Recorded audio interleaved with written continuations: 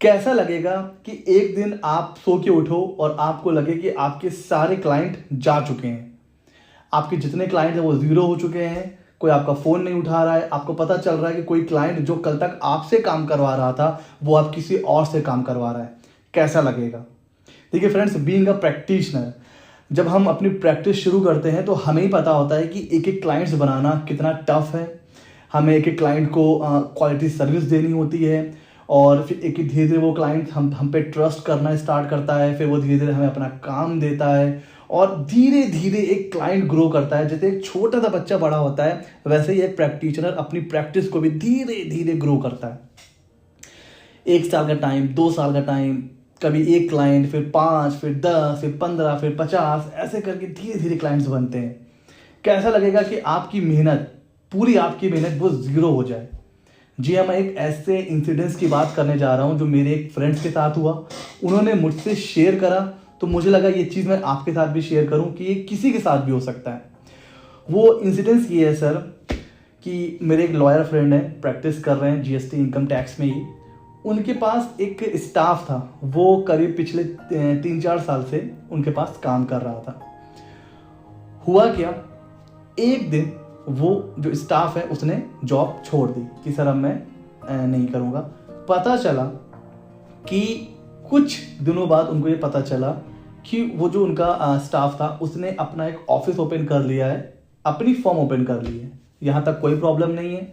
बहुत से लोग हमारे पास भी सीख के गए हैं जिन्होंने जो अपना काम कर रहे हैं, नो प्रॉब्लम।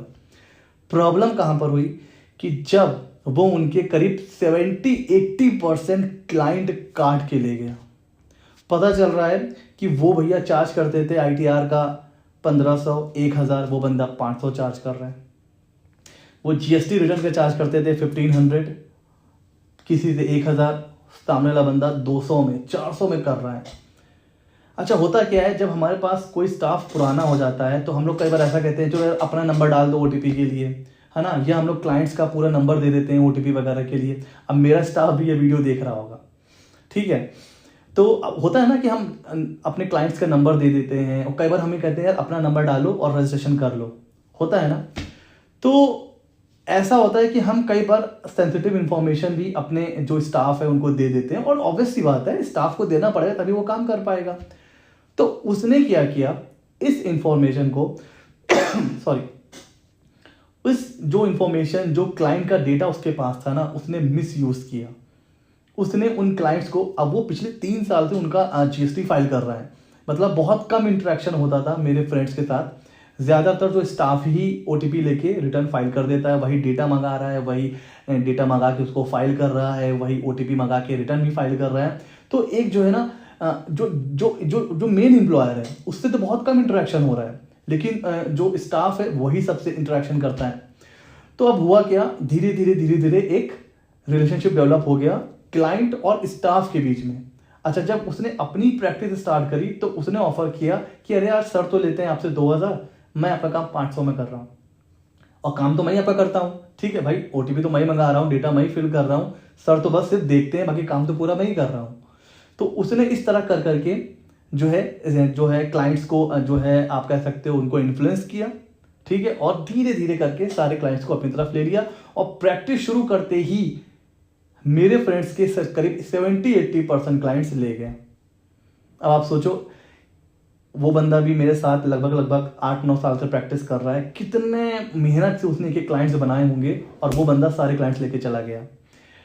अब यहाँ पर एक गलती मेरे जो हमारे मित्र हैं उनकी ये हो गई कि इतना ट्रस्ट नहीं करना चाहिए। ऑब्वियस सी बात है भाई, आपका क्लाइंट है, आपको इंटरेक्शन करते रहना चाहिए, पहला। दूसरा, वो जो भी स्टाफ है जो क्लाइंट लेके गया है, देखिए इस तरीके से आप प्रैक्टिस कर नहीं सकते हो क्योंकि आपने अपना काम शुरू ही किया है धोखे के साथ। आपको लग रहा है कि अरे यार स्टार्टिंग में ही मेरे पास 70-80% क्लाइंट आ गए। सर, कल को आप भी स्टाफ रखोगे और वो भी आपके साथ ऐसा ही करेगा, आप ग्रो नहीं कर सकते हो। आपको अभी लग रहा होगा, उनको जो भी स्टाफ लेके गया उनको ऐसा लग रहा होगा अरे वाह सारे क्लाइंट्स मेरे पास आ गए, बिना मेहनत करे आ गए, लेकिन ये ज़्यादा दिन तक चलता नहीं है।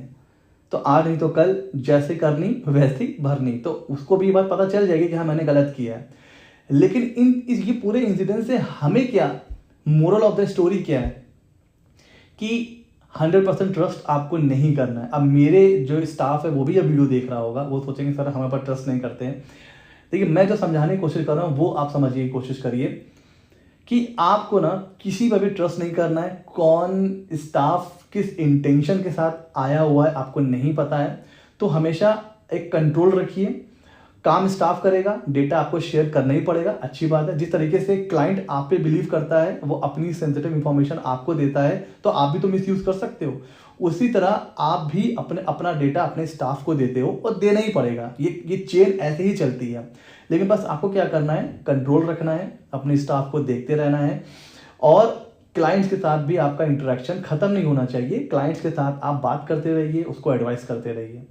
अच्छा, अब जो क्लाइंट छोड़ के इनको चले गए हैं ना, वो भी पछताएंगे, क्योंकि अभी तक आप एक्सपर्ट बंदे से काम करवा रहे हैं, वो उसका स्टाफ है, उस बंदे ने उस स्टाफ को सिखाया है।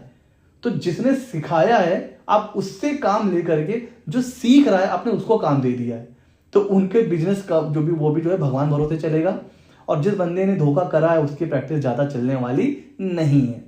लेकिन हमें उन सब चीजों में नहीं जाना है।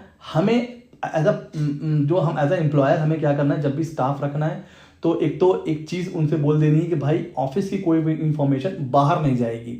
मैंने जिस सीए फॉर्म में सीखा था ना, पहले दिन वहां के जो सीए ने मुझसे जो बात कही थी वो मुझे आज भी याद है। उन्होंने कहा था कि ऑफिस की कोई भी बात आपको बाहर नहीं करनी है। कितने क्लाइंट्स हैं, क्या टर्नओवर है, क्या कुछ है, आपको बाहर नहीं बताना है। दूसरा, आपको अपना कंट्रोल बना के रखना है और इस तरह तभी आप बच सकते हो, वरना ये मार्केट में बहुत हो रहा है और आपके बहुत से नोन लोगों के साथ भी ऐसा हुआ जरूर होगा। ठीक है, तो इसी तरह सतर्क रहिए, जागरूक रहिए, सतर्क रहिए ताकि आप नुकसान से बचे रहें। ये एक मेरे मित्र ने मुझे इंसिडेंस बताया तो मुझे लगा आपके साथ शेयर करूं, क्योंकि कहीं ऐसा ना हो कि मेहनत आप करो और पूरी मलाई कोई और खा जाए। ठीक है, हालांकि कोई जो इंसान मेहनत करके एक बार क्लाइंट बना सकता है वो आराम से प्रैक्टिस कर सकता है। ठीक, उसको पता है कि कैसे मेहनत करनी है। और जो इस तरह की बातें करता है कि यार क्लाइंट को काट के ले जाएंगे और ये कर लेंगे, वो ज़्यादा देर तक सस्टेन नहीं कर सकता। बट हमें आपको क्या कर रहना है, हमें आपको मतलब हमेशा अवेयर रहना है और कंट्रोल बना के रखना है। ठीक, और हाँ, जो लोग प्रैक्टिस कर रहे हैं या प्रैक्टिस करना चाहते हैं उनके लिए हमारी टैक्स प्रैक्टिशनर की किट है। बहुत लोगों ने परचेज करी है, बहुत अच्छा रिस्पॉन्स आ रहा है, जिसमें आपको प्रैक्टिस में हम अपना टाइम कैसे बचाएं और ज़्यादा क्वालिटी सर्विस कैसे दे सकते हैं हम अपने क्लाइंट्स को, वो सब प्रैक्टिस में है। इसमें आपको एक बुक मिलेगी, how to start tax consultancy service, ये पूरी बुक आपको मिलेगी।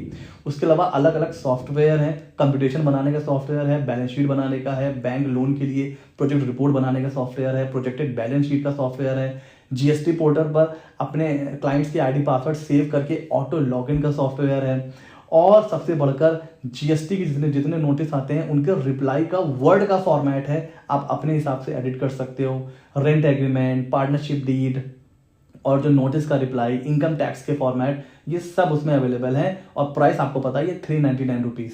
तो अगर आप प्रैक्टिस कर रहे हो और अपनी प्रैक्टिस को ग्रो करना चाहते हो और टाइम बचाना चाहते हो तो वो किट आप ले सकते हो, लिंक डिस्क्रिप्शन में है। और वीडियो में मैं ये बताना चाह रहा था कि भाई सतर्क रहिए, अपना कंट्रोल बना के रखिए और इस तरह के जो भी लॉसेस हैं, नुकसान हैं, उनसे अपने आप को बचा के रखिए। ऐसे ही इंटरेस्टिंग वीडियोस हमारे चैनल सीए मित्र 24 पर आते रहते हैं। मिलते हैं अगले नॉलेजेबल वीडियो में।